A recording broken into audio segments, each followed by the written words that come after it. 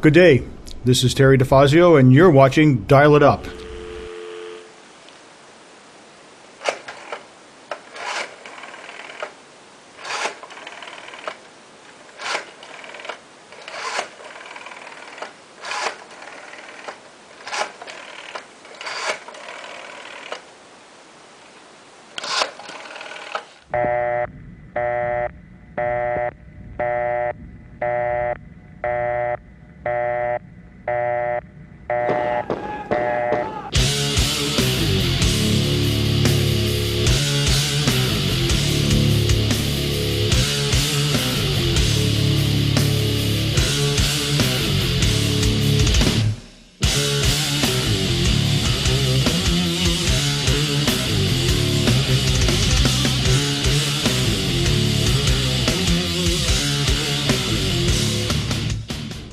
Today, my guest is Ken Michelli. He is the music director of the Newport Area Community Orchestra. Welcome to the show, and please introduce your friends, guests, and whatever. Sure. I have with me today Paula Hansen-Graveline. She plays flute in the orchestra, and Chris Maginniss plays clarinet in the orchestra. And we will get the correct spelling for Chris's name, since I think we got it wrong. First of all, what is... For each of you, this question goes out to all of you guys, unless I say specifically to somebody. But for all of you, what is your musical background, and where did you go to college, and where did you study? Chris, you want to start with that one? All right.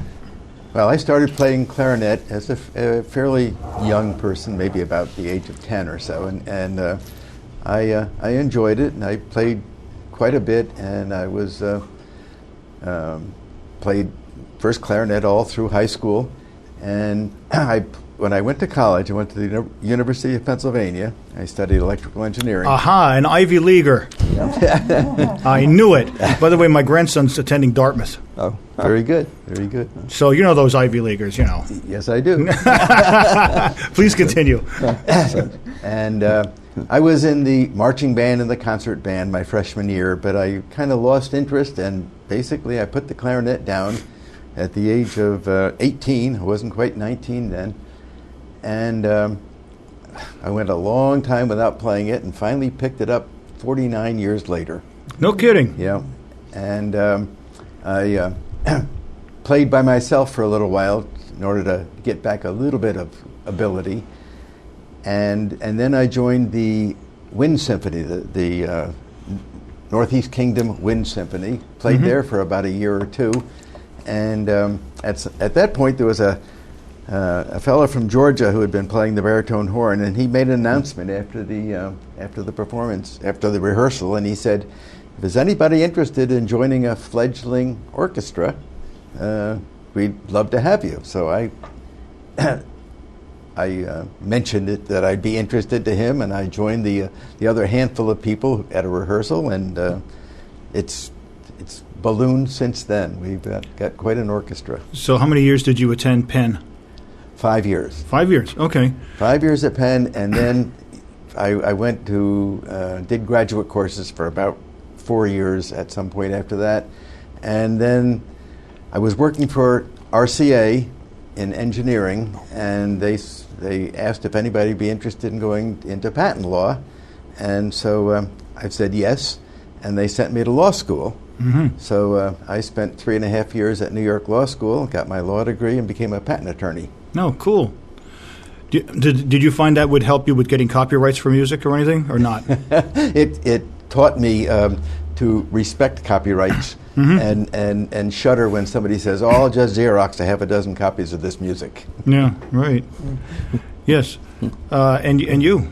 Where did you go to college, and for how many years? I went to Johnson State College for 4.5 years. I did a double degree in music performance and psychology. No kidding. And then I went to St. Michael's College in Winooski and studied clinical psychology, master's level. Worked as a psychotherapist for 5 years, but left that due to an illness, and then having my daughter, I decided it was better to stay home with my daughter. And then, but I began music in elementary school, I started in 4th grade, like most elementary students who start, and started learning the flute. Then I left that to have, when I had my first son. High school, I decided to raise family, well, one son, and put my flute playing on hold. I did have a dream of playing in an orchestra already in elementary school, but I put that on hold. And after my son, when he was ready to graduate high school, I decided to go to college and study flute and psychology so I could make a living, plus I was fascinated with it. And then after I graduated my undergrad degree, I had to put my flute aside again. So first of all, I put it aside 12 years after high school. Okay. Then I put it aside 17 years after college, after getting my degree, because I was working on the clinical psychology, and then I was raising another child and decided I'm an all or none person. Right, okay.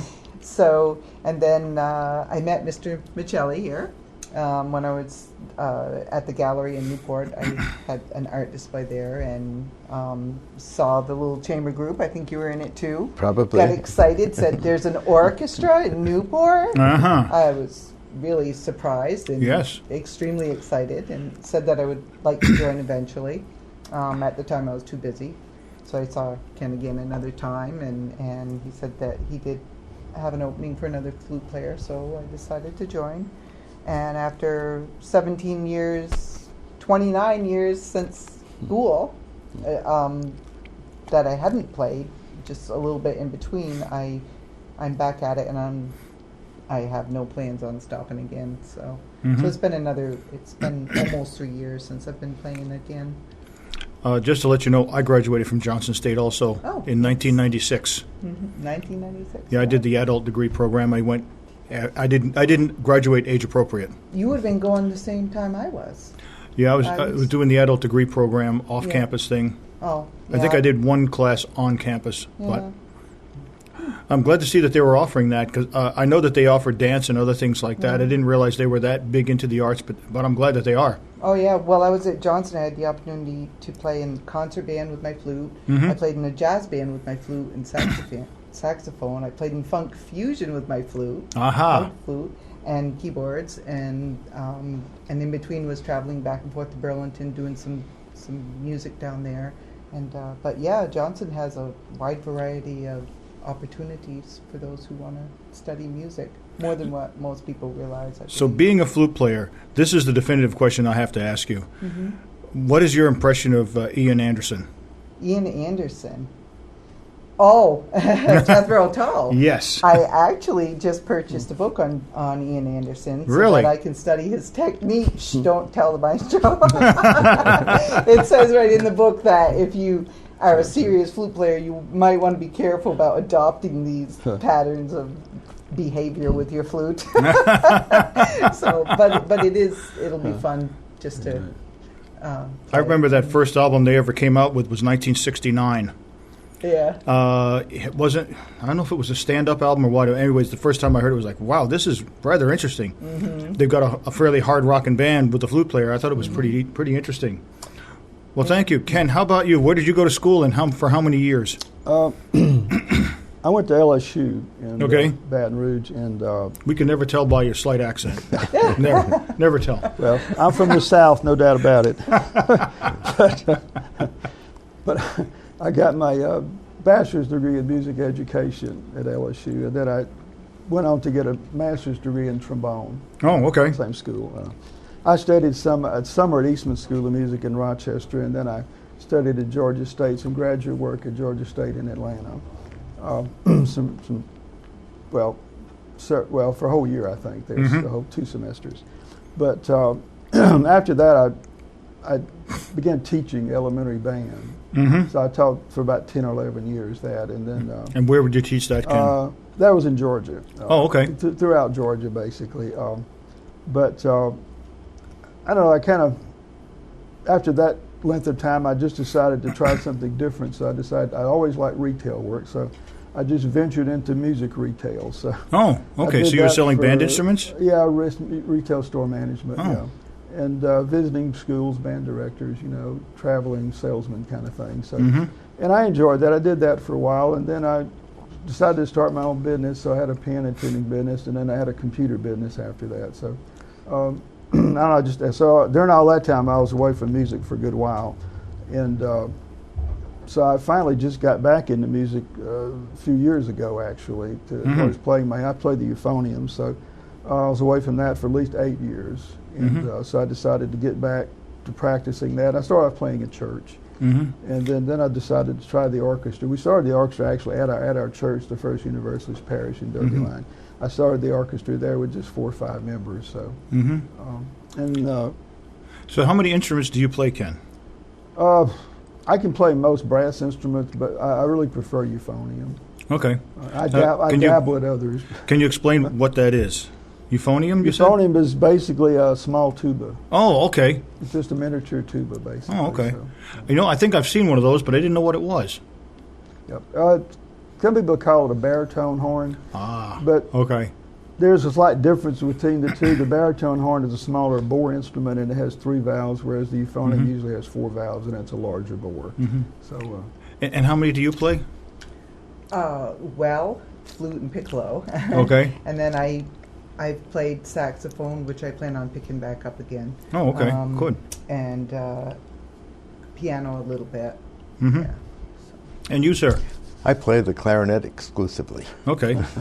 That sounds good. Because when I played an instrument, I played drums, and that's all I could do. That's all I could play. So how often do you guys play in public?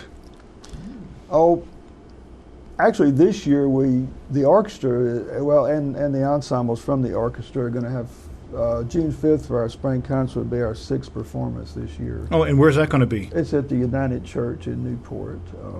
On 3rd Street. Oh, 3rd Street, yeah. I just did an organ concert down there. Yep. They hired me to videotape that, and it came out really well. But please continue. Yeah, that is actually a good place. We like the venue, and the church has been very helpful, in letting us perform there and setting things up for us. And we needed a larger venue because the orchestra has grown to around 50 members, and it's hard to find a venue large enough for us to fit into in this area. So, you have 50 people in the orchestra now? We have 50 members. We usually have around 42 or 3 to actually play for their performances. So, June 5th, and is that a Sunday? It's a Sunday afternoon, at 3 p.m., at the church. I'm thinking about this because I did that, like I was saying that I did that organ concert. I can't remember their names offhand. But that came out so well, and that is a good venue. Oh, yeah. Yeah, it's a nice venue. And it's good. You've got a balcony. You can get up in the balcony, and you can shoot from there, and you don't have to worry about people getting in your way. Yeah. So that's your next gig. But how often, say, for example, how many times a month would you play publicly? Oh, we don't play every month. Everybody is so busy in the orchestra that I try not to schedule too many events. And I do schedule them pretty far ahead. So, is that right? Because it takes time to, because of everybody's busy work schedules and whatever, it takes time to prepare the music. So we actually have a new group, the Woodwind Quintet, which we just started this year, and that's a very exciting group. They played on our last program on April 10th at St. Mark's, and but it's and we have a piano trio, and that's sort of just gotten started. So I'm trying to get more chamber groups started, more smaller groups. Yeah, together. and I think we recorded you guys once up at your church up in Derbyline, correct? It was quite a while ago. Yeah, that was a while ago, Terry. Yeah. That was a while ago. 2013. Something like that. And I believe you guys played here. Sure. You came here one time and you played too, didn't we had you? a small group that played here at the studio. Yeah. Well, I really hope you guys would do this again because we to. want to do more music programming. And after the show's over, I'll tell you some of the other stuff that I've been doing that way. But we really want to push music a lot more on the station. What are some of the more memorable places you've played, and or for example, really memorable shows that you played? There's got to be some that stick out as good, bad, or ugly, or whatever. Well, we've only been in existence for 5 years, so I don't have to go back too far. Okay. For that one. I don't know. We played at the Haskell several times, and that was kind of a unique venue because of the the age of the theater and the, you know, I don't know, just the, I don't know, wherever you, the ambiance or whatever of playing there. It was just kind of a unique venue, and it was, I guess that's been, you know, pretty memorable, you know, as far as places where we played. That's why we recorded you along the Quintessential Classicals a couple of times. We're not covering that anymore, but I wish we could have gotten microphones closer as opposed to putting them way up in the balcony, you know. But it was there. That's a hard place to record. How about you? Where's some of the more memorable gigs you've done and places? Probably with the orchestra, and the Haskell's one that I was thinking of too. And I guess, you know, there's every concert is a new experience, and there's just pleasure to be found in each one. It's hard to really qualify them against or with each other. You know what I mean? Well, actually, every concert is sort of a new experience. You know? Actually, the fundraiser we did was a very unique experience because I played with a wonderful bagpiper, and also with pipe organ and bagpiper for the first time, which is a whole new experience to play because of the way the sound comes out. So, but that was quite exciting to do. Yeah. How about you, sir? Well, when I think of our first concerts and the level of difficulty of music that we played compared to what we're doing now, it is just a phenomenal difference. I mean, we're playing some pretty exciting pieces now, and I think the audience is going to really enjoy this. I go back a few years and I hear us playing the little pieces by Haydn or something like that really were required almost no skill level, but now our music is very serious. We're a small orchestra. We certainly can't perform the music that was written in the late 19th century, the early 20th century. Mahler, Tchaikovsky, Stravinsky, you know, that music, and Brahms, that music requires big orchestras. But there is still a lot of music we can play that's very very audience pleasing. I think what we're doing this time, we're doing a suite from Carmen, which people are familiar with, and we're playing quite well.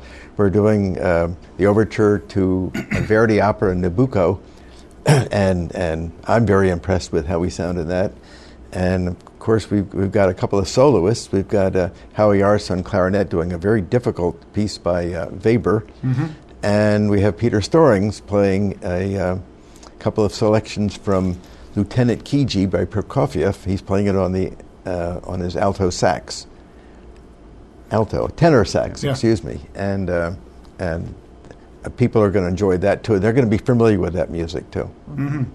Are there any particular musicians that you prefer to cover?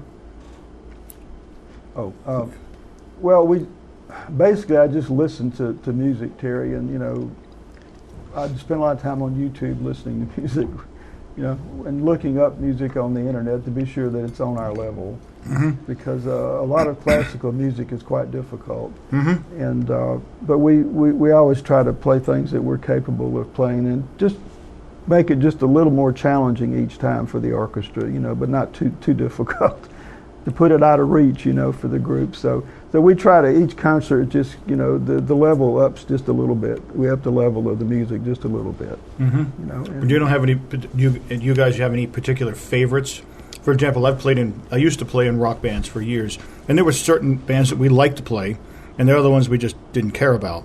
So, do you have any favorites you like? Well, pretty much all classical music we like, really. The orchestra likes classical music. We play very little other types of music, but I would like to do a pops concert, you know, or a children's concert, you know, with the group. But you know, we basically just play classical music. Everybody seems to enjoy playing it, and then, you know, of course, most people like the Romantic period music better than that. Seems to be the favorite period in music, you know, for most audiences and you know, musicians. But are there any particular artists or pieces that you shy away from? No, it's pretty much everything's fair game as long as we can play it. Was that right? As long as it's playable. So. Yeah, for example, when I was in rock bands, we definitely shied away from Emerson, Lake and Palmer. If you know who they were, their stuff was, way beyond. To me, they were way ahead of their time anyway. And of course, they were all classically trained musicians, like Queen. Queen was all classically trained, and you can definitely see how that benefits you, having that sort of training. So, what are some of the more challenging pieces? Any specific pieces of music that have really challenged you guys? Well, what do you think, Paul and Chris? Well, so I think the Carmen Suite is challenging me because it's in a very difficult keys to play, and it goes quite moves along quite quickly. I would say that's the one I have the most difficult time with. So that's the one you're working on now? Yeah. Oh, okay. Yeah. And what makes that so difficult? Well, for flutes, if there's a technique you really need to know how to do, and a lot of flute players who haven't been formally trained don't know how to do it, and it's called double tonguing and triple tonguing. I've heard of that, yeah. In the Carmen Suite, in the last movement, if you don't know that technique, you're done. So it's actually encouraged me to work on that more because I had let that go for a while. When in the 17 years I didn't play, so that's coming back now, and I'm really excited about it because it just opens up so many pieces of music to play that you can't play without it. Yeah. So. How about you, Ken? Well, I have to look at it from a conductor's standpoint, right. 'Cause, yeah. But the actual at the point in my life where I am now, I'm having some physical problems. So, for me, just endurance of conducting is a test for me, And the last one of the pieces we're playing, the Von Weber Clarinet Concerto, is about 25 minutes long. So, that's a real challenge for me, just endurance-wise, just to conduct for that long, really. Yeah, and standing in one spot. Standing or sitting, whatever. Yeah, it's a challenge for my back and everything, my muscles for conducting for that length of time. But that's my biggest challenge. Of course, sometimes I run across issues in the music that are a little tricky for conducting, but usually I work those out. But basically, it's just the endurance of doing it. So is it from a physical level, or is it from being able to comprehend, interpret, and all that stuff? It's just physical. It's physical? Physical mainly, yeah.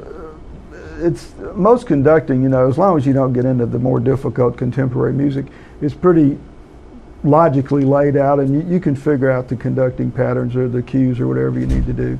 Okay. Now, what did you mean by the more modern contemporary music? What makes that so more difficult? Well, because of the meters, a lot of meter changes. They change meters a lot, and it's just the whole flow is different. It's atonal. It's not tonal. So it's just more involved type music to deal with.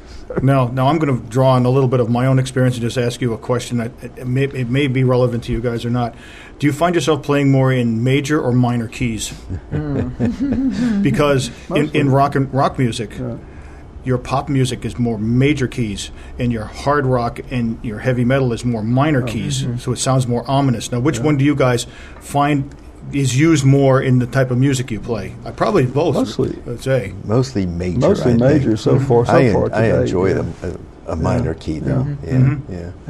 Yeah, mostly major keys to date, Terry. Actually, a few minors, but and of course with the very modern music, you can't tell. Yeah, right. Right. So, what would be an example of some of the more modern music that you play? We played in one of our very first concerts. Piece by Bartok called, was it Children's Games or something like that? Children's something, yeah. Children's and it was very atonal and not the sort of piece that the audience would go home humming. But we did it. It wasn't difficult, and we did it. And since then, I don't think we've done anything particularly modern. Not really. Well, I like to play things that have melodies that people can hum, go home humming, or So when you talk about modern, though, how modern is it? Like in years? Well, the Bartok died in 1945, I think. So he was composing in the early 20th century. But not all early 20th century composers are that atonal. We'll be playing a piece by Vaughan Williams, who wrote in the early 20th century. This concert, we're doing a really lovely piece called The Prayer of St. Gregory for strings and trumpet. And that was written by Alan Hovannes, and he's, I guess he died just a few years ago. He was composing all through the middle 20th century. And that's a very tonal piece but contemporary. Yeah. Are you guys going to try to get into any different styles of music that you've already tried? Is there anything that you really want to try that you haven't tried yet? The only thing I'd like to do, Terry, would at some point play some kind of pops concert. You know, with just music from musicals or just general, Leroy Anderson, just something, lighter music that people are familiar with. At some point we would like to do that. Okay. So. And what would best describe the type of music you guys play? Classical. Classical? Yeah. Okay. Do you ever blend any styles, any jazz or anything like that? Oh, we haven't. No. You haven't? I have a goal of performing the entire Claude Bolling Jazz Suite for flute and piano. Yeah. Oh.